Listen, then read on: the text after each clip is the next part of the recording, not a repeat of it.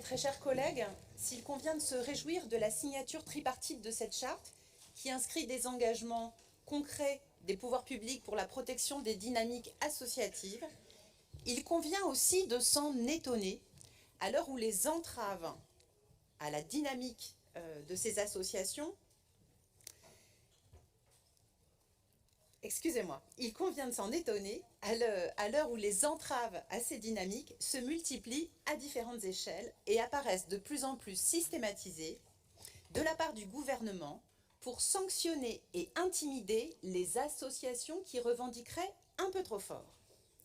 Alors que l'espace démocratique se rétrécit au même rythme que la réduction du pouvoir d'agir des associations, l'État communique par cette charte sur son soutien bienveillant, ses engagements à apporter des garanties, à sécuriser la pérennité des structures largement fragilisées par les crises successives. Mais quelle dissonance cognitive! Où est la cohérence politique? Depuis le plus grand plan social de notre histoire récente qu'a été la disparition des contrats aidés, 260 000 contrats rompus, de nombreuses associations ont le sentiment d'être les cibles d'une chasse aux sorcières. Elles constatent d'ailleurs que la part des subventions publiques est en baisse constante dans leur budget. Elle était de 34% en 2000, elle l'est aujourd'hui en moyenne de 20%.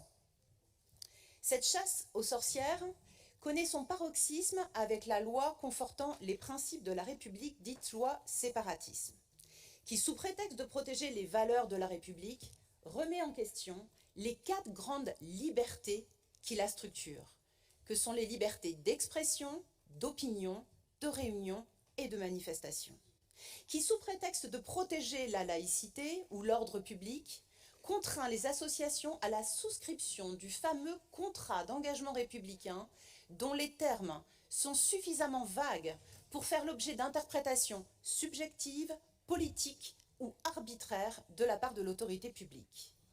Interprétations susceptibles de les desservir. Des recensements et des rapports rendus publics par l'Observatoire des libertés associatives et le mouvement associatif signataire de cette charte alertent depuis plusieurs mois sur les différents cas de dérive observés. Les attaques contre les libertés associatives se sont systématisées et notre région n'est pas en reste, comme le cas le plus médiatisé d'Alternativa à Poitiers.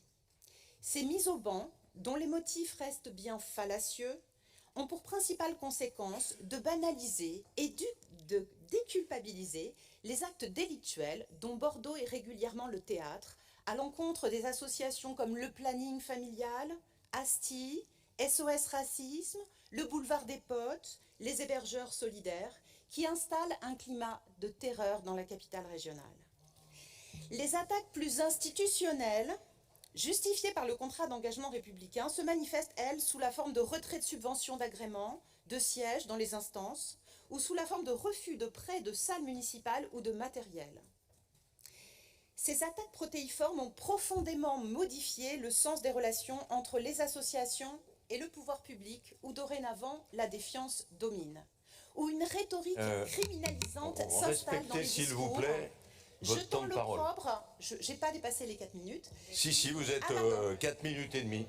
Donc je tends les propres sur les militants du quotidien qui veulent défendre leur territoire, leurs valeurs et notre démocratie. On a bien compris. Si nous voterons cette délibération, nous invitons les élus de cette Assemblée profondément attachés aux fondements de la République, à protéger le patrimoine des libertés publiques, et plus particulièrement les libertés associatives dont nous fêterons le... Bien, le règlement s'applique à tout le monde, même à Katia Bourdin. C'est vrai? Oui. Très bien. Alors, je terminerai juste sur une incitation à la méditation de cette petite citation de Tocqueville, qui est très courte, qui dit « Dans les pays démocratiques, la science de l'association est la science même dont toutes les autres dépendent. » Merci, Monsieur le Président, et désolé pour ce dépassement.